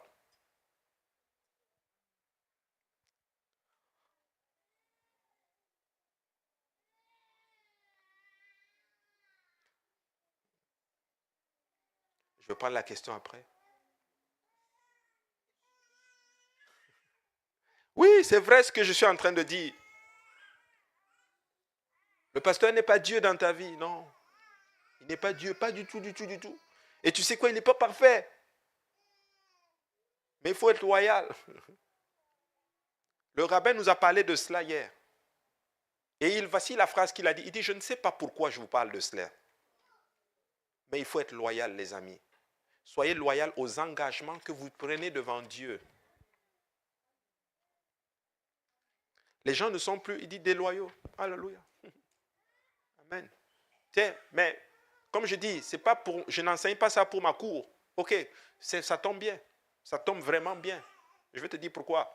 Si ce n'est pas moi ce truc, ok, sois loyal à l'homme de Dieu, sois loyal au pasteur. Vous comprenez? C'est correct pour moi, là. Même si ce n'est pas le cas pour moi, c'est correct. Hein? Ça ne change pas grand-chose. La vie continue. La vie est très belle et elle continue. Non, la vérité, la vie continue. Mais je dis juste qu'il faut être loyal. C'est l'esprit des derniers jours. Donc quand ça arrive, on comprend. C'est l'esprit des derniers jours. Loyal, ça ne veut pas dire, dès qu'il y a quelque chose, pasteur, non, non, non, non, c'est pas ça. C'est vraiment pas ça du tout. Vis ta vie, c'est vraiment vis ta vie. On n'a vraiment pas besoin de savoir. C'est pas le pasteur qui va te dire quel matelas tu vas acheter pour dormir dessus, là. C'est pas ça, là. C'est pas lui qui te dit quoi ce que tu manges. Non, non, non. Mais il faut que tu saches où tu es. Vous comprenez cela? Calomniateur. C'est quoi la calomnie? Calomniateur, c'est quoi? Hein? La médisance. Merci beaucoup. La médisance. Ça dit quoi? Ça dit que je parle de quelque chose, je vais dire des choses pour détruire la réputation de l'autre. C'est ça, non? On calomnie. Tu n'as pas besoin de faire ça, là. Écoutez-moi bien. Même si tu vois ton frère qui a mal fait, en train de faire quelque chose de mal, ne va pas calomnier. Tu peux en parler à des personnes ressources pour aider la personne. Mais ne va pas en d'autres termes.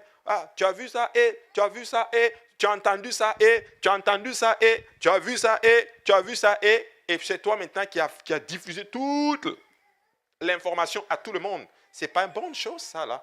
C'est l'esprit des derniers jours. Ensuite, il dit quoi? Intempérant. Pas de tempérance. C'est ça, non? Soyez tempérés. Il y a des gens, un peu seulement, ils veulent tout casser. Pas de tempérance. Calme un peu. C'est pas la bagarre, c'est pas la guerre. Il y a déjà un peu seulement là, c'est la guerre. C'est pas la guerre. Oui. Amen. Cruel. Paul est allé. Regarde, et si tu bien, il monte crescendo là. Cruel. La cruauté, ça dit que il y a. Oh Seigneur Jésus, je vais l'avancer seulement. Ennemi des gens de bien. Quand tu es bien là, eux ils sont ennemis de toi.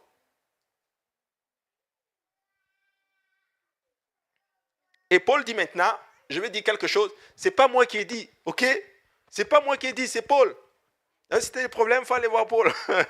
Paul a dit, regarde la suite, verset 4, il dit, éloigne-toi de ces hommes-là. Pasteur Abou, vous là, vous êtes dur, vous chassez les gens, alléluia, vous divisez les gens. Ok, va dire à Paul alors qu'il divise les gens. Paul dit, éloigne-toi de ces gens-là. Est-ce que... Mais oui. Éloigne-toi de ces gens-là.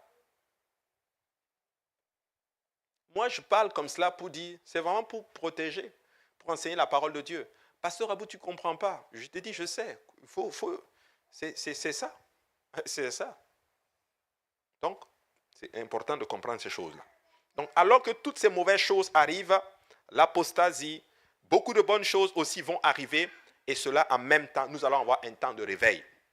Pendant qu'il y a, Paul dit qu'il y a tout ça, Paul aussi, plutôt, en Actes chapitre 2, nous dit ceci, que dans les derniers jours, Actes 2, 17 à 21, dans les derniers jours, dit Dieu, je répandrai de mon esprit sur toute chair. Vos fils et vos filles prophétiseront, vos jeunes gens auront des visions, et vos vieillards auront des songes. Oui, sur mes serviteurs et sur mes servantes, dans ces jours-là, je répandrai de mon esprit et ils prophétiseront. Je ferai paraître des prodiges en haut dans le ciel et des miracles en bas sur la terre. Du sang, du feu et une vapeur de fumée. Alléluia. Le soleil se changera en ténèbres et la lune en sang. Avant l'arrivée du jour du Seigneur, de ce grand jour et glorieux. De ce jour grand et glorieux. Regardez bien, le soleil se changera en ténèbres et la lune en sang avant l'arrivée du jour du Seigneur, de ce jour glorieux. Dans les derniers jours, alors qu'il y a toutes ces choses, des complications, Dieu dit que c'est ce jour que moi je choisis aussi pour reverser mon esprit sur toute chair. Écoutez-moi bien, soyez focus. Les gens cherchent Dieu autour de vous. Les gens veulent Dieu à un niveau comme pas possible. Tu sais, concentrez-vous sur les âmes. Oui. Concentre-toi sur les âmes. Dieu est en train de remplir les gens du Saint-Esprit. Dieu cherche des gens pour les sauver. Mais si on se concentre sur ce qui se passe de mauvais, ça ne va pas aller. Mais si on se concentre sur ce que Dieu est en train de faire, nous allons maintenant avancer. Dieu sauve les gens. Alléluia. Dieu sauve les gens. 1 Thessaloniciens 5, 1 à 6, il me reste juste 3 versets, 3 passages et on a fini. Pour ce qui est des temps, et des moments. Vous n'avez pas besoin, frère, qu'on vous en écrive, car vous savez bien vous-même que le jour du Seigneur viendra comme un voleur dans la nuit. Ça veut dire que tu ne vas pas attendre. Est-ce qu'il y a des gens ici où le voleur t'a appelé, il t'a envoyé un email pour dire, mon frère, j'arrive à 5 heures du matin, à 5h05, 30 secondes, je vais arriver. Est-ce que c'est ça? Non. C'est pas ça, là. Il vient au moment où tu ne t'y attends pas. Oui. Le voleur, quand il vient chez vous, quand il vient là, il vient au moment où tu ne t'y attends pas. La Bible dit que c'est comme ça que Jésus va arriver. Au moment où tu ne t'y attends pas du tout. Voilà pourquoi nous devons être prêts, les amis. Alléluia. Si Jésus vient, où est-ce qu'il va te trouver? Amen. Qu'il en soit ainsi au nom du Seigneur Jésus-Christ. Tu ne veux pas que Jésus vienne te trouver en train de faire des choses pas correctes. Est-ce que tu veux que Jésus vienne alors que tu es en train, par exemple, de faire du mal, par exemple, en train de faire quelque chose, ou en train de regarder quelque chose que tu n'es pas censé regarder, ou en train de parler de certaines choses que tu n'es pas en train de parler, ou être en train avec des gens sur lesquels tu n'es pas censé être?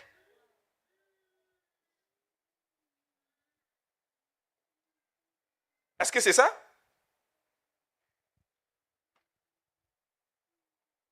On fait comment maintenant? Mes amis, c'est réel ces choses-là. Là. Paul dit, vous n'avez pas besoin qu'on vous écrive, ça viendra comme un voleur. Et qu'est-ce qu'il dit maintenant? Il dit, quand les hommes diront paix et sûreté, une ruine soudaine les surprendra. Quand les gens vont dire, oh, là c'est la paix et nous avons la sécurité, paf, une ruine soudaine. Oui.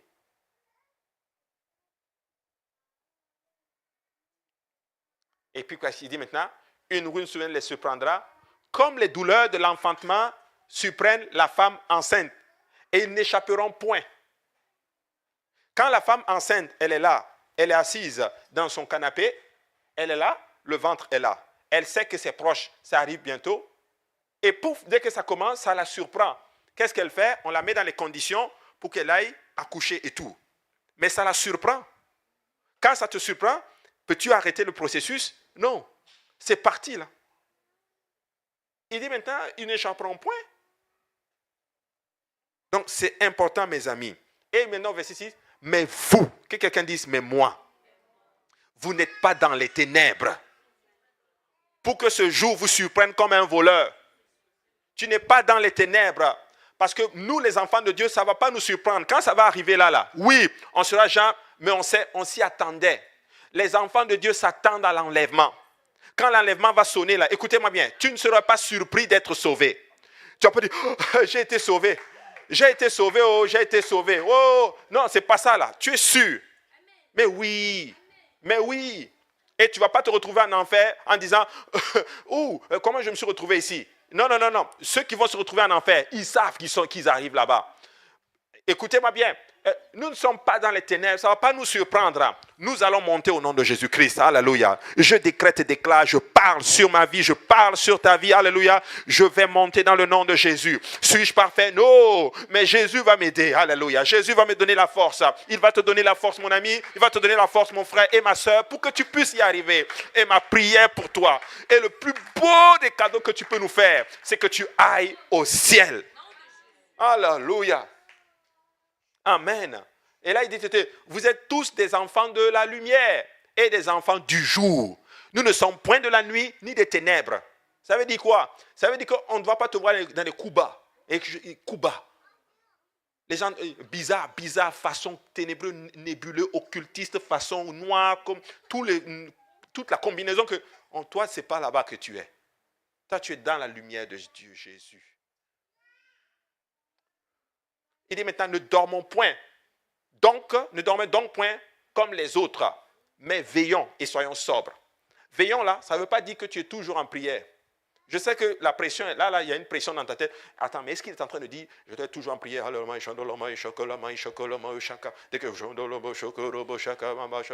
C'est pas ça, là. Oui, je sais de quoi je parle parce que moi aussi j'ai pensé comme ça à un moment donné. Finalement, j'ai dit, mais est-ce que notre vie c'est prière, église, Bible. C'est pas ça non plus là. On est épanoui là. On n'a pas dit que tu ne peux pas t'amuser. On n'a pas dit que tu ne vis pas là. C'est pas ça. Ça veut juste dire ceci. Fais attention. Ne te retrouve pas ne te retrouve à faire des choses qui sont juste bizarres. Prier, c'est pas juste... C'est pas ça, là. C'est pas ça du tout. Prier, c'est passer du temps dans la présence de Dieu. Même le fait, par exemple, là, même je peux être en train d'aller au travail, je suis en prière. Je pense à Dieu. Je prends ma pause, je vais m'asseoir dans un parc, je m'assois, je suis en train de manger mon petit repas, je pense à Dieu. Je suis là, je pense au Seigneur. Je pense à des bonnes choses. Je pense à ma famille. Qu'est-ce que je peux faire pour que mes enfants soient bien aujourd'hui? Tout ça, c'est la prière.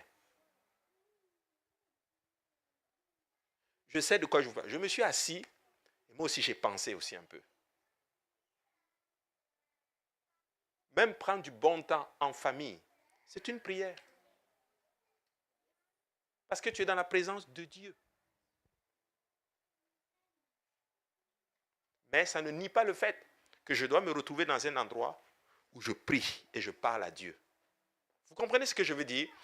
Pourquoi j'enseigne de cette façon aujourd'hui? Parce que beaucoup pensent que la vie que nous menons, elle est monotone. Elle est plate. Et il n'y a plus de vie. Que c'est comme si on est restreint. Ce n'est pas ça du tout. Ce n'est pas ça. Vous comprenez ce que je veux dire? Donc, il faut comprendre toutes ces choses-là. Moi, par exemple, je suis quelqu'un qui aime beaucoup marcher. J'aime la marche. Et l'été, je peux sortir et marcher beaucoup. Et marcher beaucoup. Souvent, je sors. Une fois, je marchais dans mon quartier. Et puis, j'ai vu le pasteur. Il était dans sa voiture et puis il s'est arrêté. Puis la voiture s'arrête. J'ai dit, mais c'est quelle voiture qui s'arrête comme ça? Après, je vois, c'est le pasteur. Puis là, je vois, j'ai dit, Bishop, ça va? Il me dit, oui. Tu vas où? Je vais un peu devant et tout. Et puis il me dit, mais tu fais quoi? J'ai dit, non, je sens pas. Je connais bien le quartier et tout. Mais ça fait du bien. Vrai ou faux? Ça fait du bien. Et c'est une prière. Pendant que tu marches, tu vois, tu rencontres des gens, tu parles aux gens. Hier, je suis sorti et puis je marchais comme cela. Puis il y avait des jeunes qui m'ont vu, qui me disent, monsieur, bonne Saint-Jean. Je dis, mais merci, que Dieu vous bénisse. Oui, ils m'ont souhaité une bonne fête. Et pas une fois, 2 fois. Pour moi, là, c'est des rendez-vous divins. Tu vois? Ne dormons pas, veille. Vis, sois heureux, mais tu te retrouves en écouba.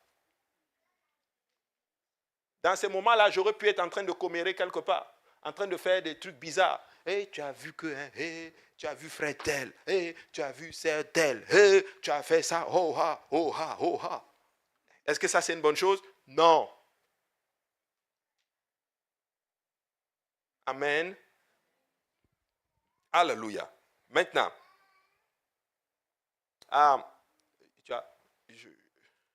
et voilà. Luc 21, 25 à 28. Il reste seulement 3 passages. Tout prédicateur, il dit ça.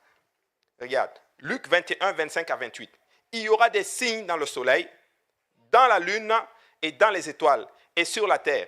Il y aura de l'angoisse chez les nations qui ne sauront que faire au bruit de la mer et des flots. Regardez bien. Les hommes rendant l'âme de terreur dans l'attente de ce qui surviendra pour la terre. Car les puissances des cieux seront ébranlées. Alors on verra le Fils de l'homme venant sur une nuée avec puissance et une grande gloire. Quand ces choses commenceront à arriver, regardez bien, redressez-vous, levez vos têtes, parce que votre délivrance est proche. Quand ces choses vont arriver, la délivrance est proche. Et je suis en train de dire à quelqu'un, souvent, lorsque les choses commencent à se corser autour de toi, c'est parce que ta délivrance est proche. Je ne sais pas avec qui je parlais avec quelqu'un ce matin et je lui disais des fois, quand tu vas commencer à voir que c'est corsé autour de toi, écoute, laisse-moi te dire, tu as délivrance est proche, il y a quelque chose de bon qui va t'arriver, maman. Quelque chose de bon qui va tellement t'arriver que le diable veut secouer des choses derrière toi pour te faire penser que non, ça ne va pas. Mais laisse-moi te dire, quelque chose de bon va t'arriver. Oui. Amen. Alléluia. Regardez, il dit maintenant, alors on verra le Fils de l'homme venant sur une nuée avec puissance et une grande gloire. Quand ces choses commenceront, redressez-vous, levez vos têtes, votre délivrance est proche. Parle à toi-même, dis, ma délivrance est proche. Au nom de Jésus. Ma délivrance est proche. Au nom de Jésus. Dis-le, alléluia. Dis-le, il faut le dire avec assurance. Ta délivrance est proche. Au nom de Jésus. Au nom de Jésus. Alléluia. Alléluia. Luc, plutôt 2 Pierre 3, 8 à 13. Et après, on a fini. Mais il est une chose, bien aimée, que vous ne devez pas ignorer, c'est que devant le Seigneur, un jour est comme 1000 ans. Et 1000 ans sont comme un jour. Le Seigneur ne tarde pas dans l'accomplissement de la promesse, comme quelques-uns le croient. Seigneur, qui ici a pensé que, ouais, là, vraiment, il tarde. Là, tu attends, tu tardes, Seigneur. Lève un peu ta main. Là. Oui, on lève tous, nous tous, on croit que le Seigneur tarde. Mais le Seigneur dit, non, je ne tarde pas. Il dit maintenant, regarde bien, il dit, mais il use de patience envers vous, ne voulant qu'aucun ne périsse, mais voulant que tous arrivent à la repentance. Regarde, c'est comme paradoxal un peu. Il ne tarde pas, mais en même temps, il use de patience. C'est un peu comme balancer. Oui, je ne tarde pas, c'est vrai, mais je dois patienter aussi un peu. Parce que certains doivent être sauvés. Dieu ne veut pas que quelqu'un périsse. Mais si Dieu attend en ce moment et que l'arche est encore ouverte, c'est parce que Dieu veut que quelqu'un d'autre soit sauvé maintenant. Si Jésus n'est pas revenu ce matin-là, c'est parce qu'il s'attend à ce que quelqu'un se sauve ce soir, par exemple. Alléluia. Et il dit maintenant, et vraiment on a bientôt terminé, verset 10, qu'est-ce qu'il dit? Alléluia. Le jour du Seigneur viendra comme un voleur. En ce jour, les cieux passeront avec fracas. Les éléments embrasés se dissoudront et la terre, avec les œuvres qu'elle renferme, sera consumée. Donc toi qui veux bâtir les choses ici sur la terre, là, le Seigneur vient te dire que ça va être consumé. Ah, oui, ça va être consumé.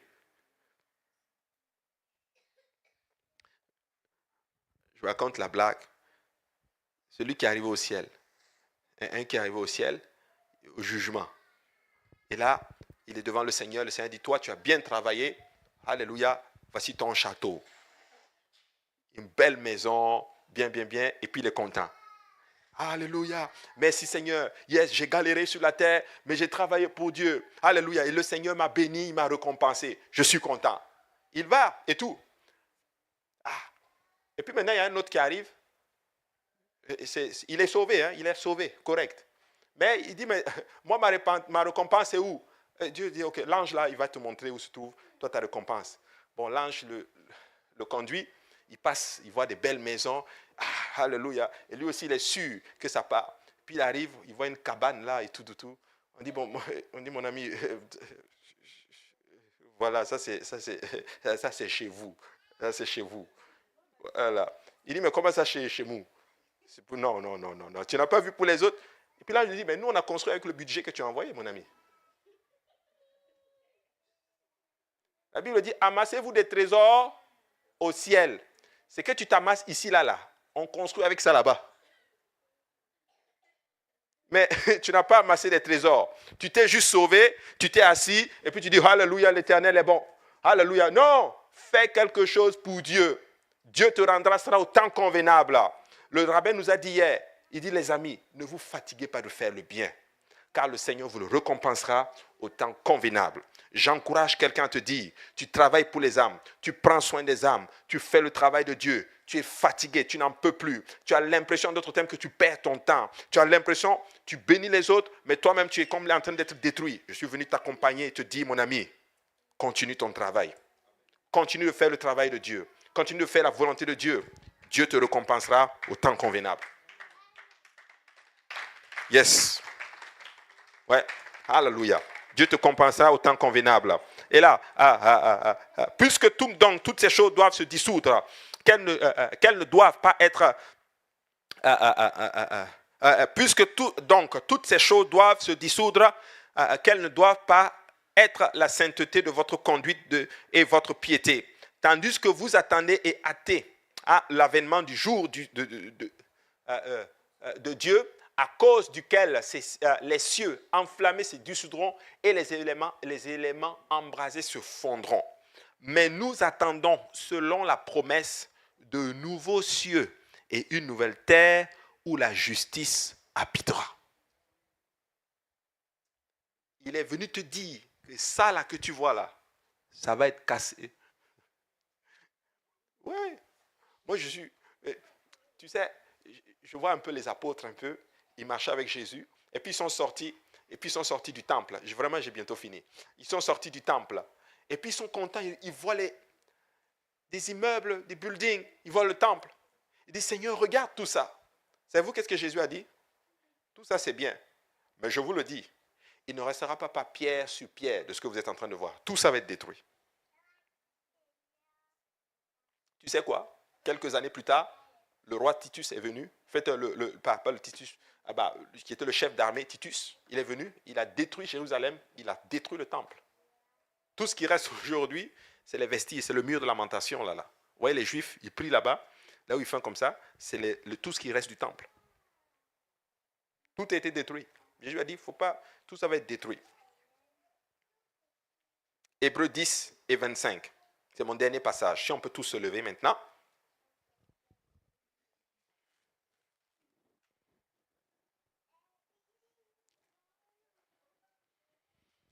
Alléluia. Regardez ce passage, les amis. N'abandonnons pas notre assemblée. Dis à ton voisin, n'abandonne pas ton assemblée. Comme c'est la coutume de quelques-uns. Mais exhortons-nous réciproquement. Et cela d'autant plus que vous voyez s'approcher le jour. N'abandonnons pas notre assemblée. Mes amis, si un jour quelqu'un vient vous voir et vous dit, moi je vais abandonner, conseille la personne, encourage-la. N'abandonne pas mon ami. Ce que tu traverses, je comprends cela. C'est tout à fait normal. Écoutez les amis, je vais vous dire un phénomène qui est naturel. Quand tu es toujours dans quelque chose, pendant longtemps, c'est normal que ton corps se lasse de la chose. Vous savez ça? C'est un phénomène naturel. Tu es toujours en train de faire quelque chose. C'est normal que si tu viens tout le temps à l'église, à un moment donné, tu vas te lasser. C'est la vérité. Mais ça là, c'est la chair.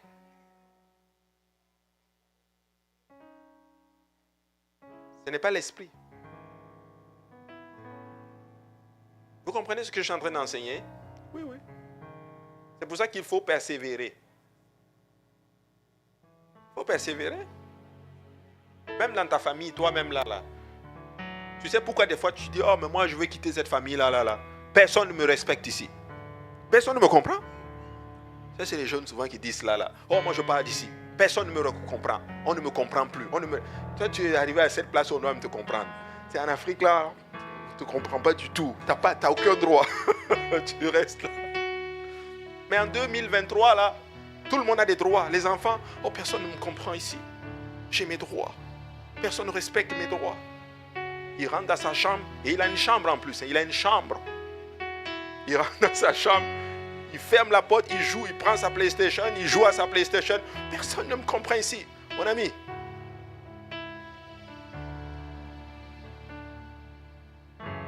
les enfants de Dieu fonctionnent comme cela maintenant avec Dieu. Vous prenez Dieu, vous rentrez dans vos chambres, dans vos maisons, vos petits jeux de PlayStation, si on peut dire cela comme ça, personne ne me comprend ici. Dieu te regarde et dit, mais toi tu n'as rien compris. Tu es béni là où tu es. Tu es béni dans la maison de Dieu.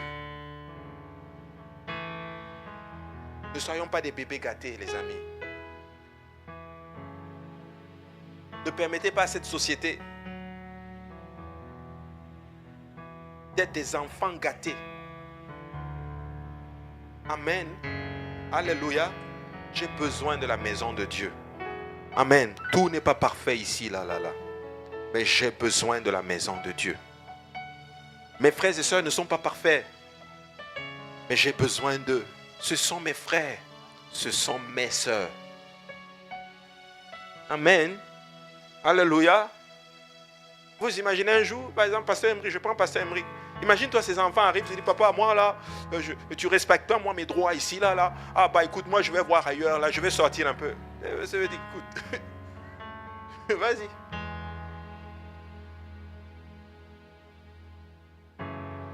Vous comprenez ce que je veux dire? Mais c'est comme ça qu'on fonctionne avec Dieu. Et Jésus a dit à ses apôtres, vous aussi, vous n'allez pas aussi partir. Qu'est-ce qu'il a dit? Les apôtres ont dit quoi?